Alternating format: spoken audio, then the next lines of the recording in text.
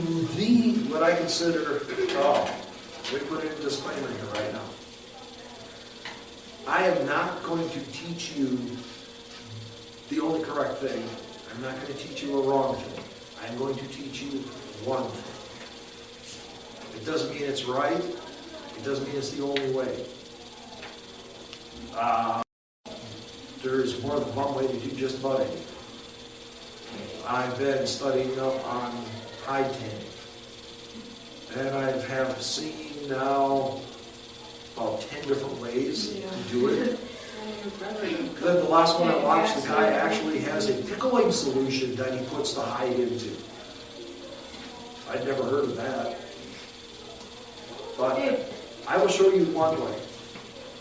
It's the way that works best for me. It may not be the way that works best for you. Your job is to find all kinds of different ways, practice them, find out which way works best for you. Okay.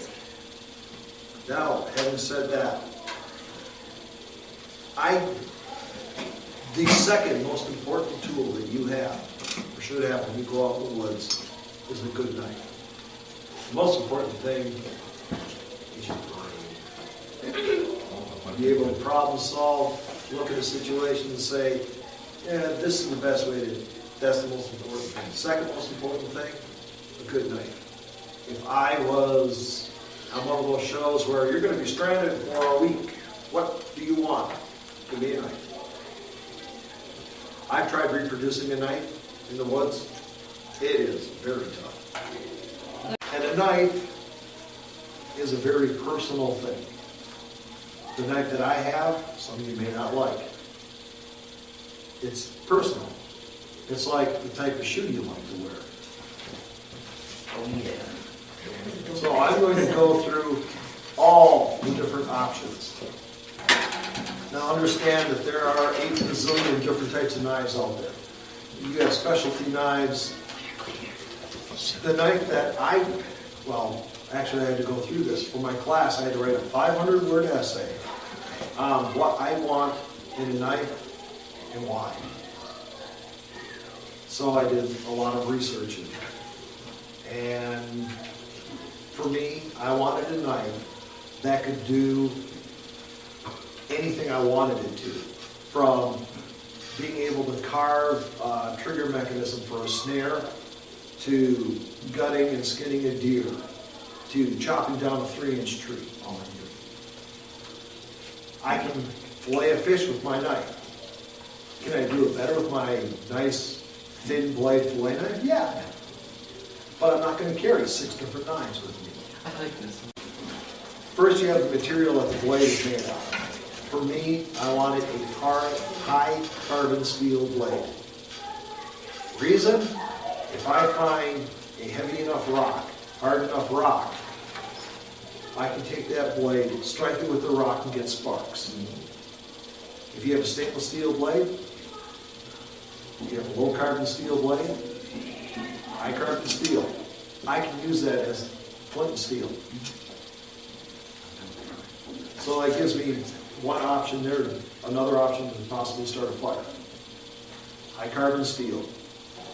The other thing, in the knife design, I was not too worried about the design of the blade itself, because I've used many different ones, but it's this part right here that I was concerned with. That's the part that's in the handle. This is called the full tang. From the beginning of the handle to the end of the handle, that blade goes through there. It's the most strong blade that you can get. But What's it called? this is a full tang, T-A-N-G. You can get one, another type of knife you can get is a half tang, where the handle goes out here, but the metal only goes there. You can get what is called a push tang. Those are usually on the knives where you have rubberized handles and the blade gets pushed into it. And that blade, it's not quite full length, it's not as thick either. Then you have something that's called a rat tail. The traditional hunting knife with the little pommel that screws on the end, that's made with a rat tail. Basically, that is just a rod that comes all the way down. And down here is where I call it a pommel. I don't know if that's what swords is called, a pommel. If that's what it's called on a knife. But that is the thinnest. And the most, if you put any kind of torque on it like that, it can bend or break. I wanted one that I could go up to that 3-inch tree, lay that knife in, and baton the heck out of it and bring down that tree. And I don't have to worry about the knife breaking. That's what I wanted. But, So your knife has all of this stuff? no, these are different types of knives that you can have for the ends. Mine is a full tank. Yeah, like full tank, high carbon steel, Yeah. and all that stuff. The next thing, how thick of a blade? You go too thick, and it starts becoming too heavy. You go too thin, and you can break it. Ideally, I was looking for something that was 3/16 of an inch. I couldn't find it, especially since I was using the European market where everything is in metric.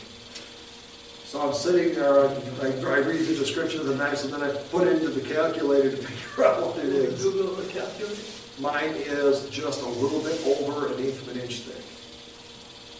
I'll deal with that. 3/16 is what I would have preferred. But 1/8 inch, I'll use that.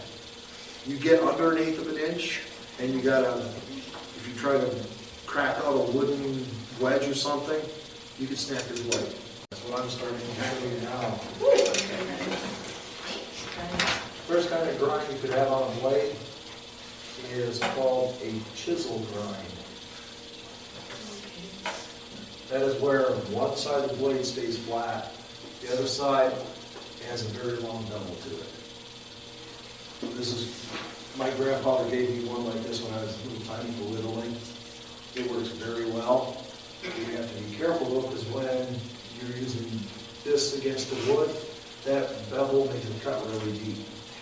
If you flip it over, you can make nice, shallow cuts, shavings and stuff. Yes? Sure. Oh, it's sharp on, it's like sharp on both sides? No.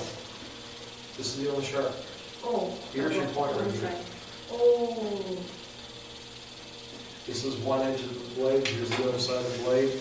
This is where it's ground down. This is your cutting point down here. That's called the chisel grind. You can have a blade which goes like this. It's called a flat grind.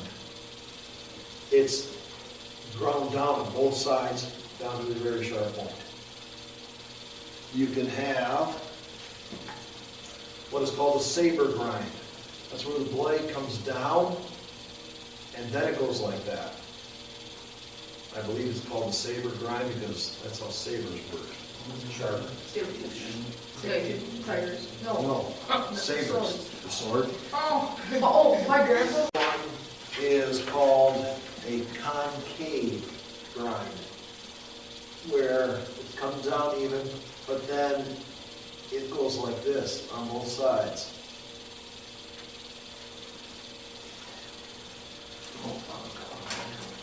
Another one is a compound bevel. You got the blade that comes down like that. Then it starts off at one angle for a time, and then it changes the angle again. So you actually have an angle here and an angle there. That'd be hard. Compound bevel. Wait, how does that work? How's that It's work? just the edge has two edges, basically. First edge and then a smaller. Yeah, you have, I'll drop it there. No, like a stop sign.